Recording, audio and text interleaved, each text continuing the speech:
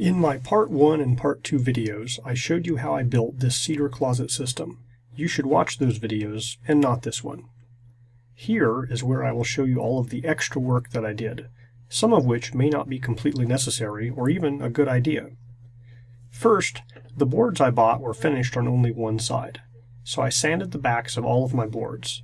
I feel that this is required for the uprights, but may be optional for the bottom of shelves.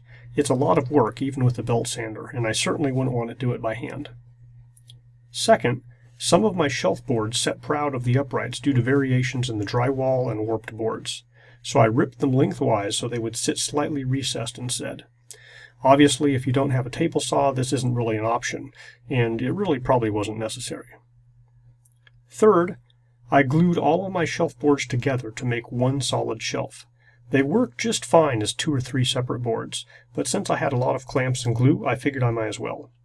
I had to use weights and clamps to keep them from bowing up in places, and extended the build time by a few days, mostly waiting for the glue to dry as one set before I moved on. Finally, I had this idea to just drill a hole through an upright and use it as an integrated hanging rod support bracket. This complicates the installation, as you have to install your hanging rod at the same time as your upright. It also means you can't get this rod out later without cutting it. It does potentially support the rod a little bit better than 3 wood screws in a bracket, but given the relative cheapness of hanging rod brackets, I don't think it's a big win. I actually ended up putting rod brackets over the rod to cover the hole and make it all match the others, so I don't think it was worth the extra effort and complexity. And of course, be careful when working with wood overhead.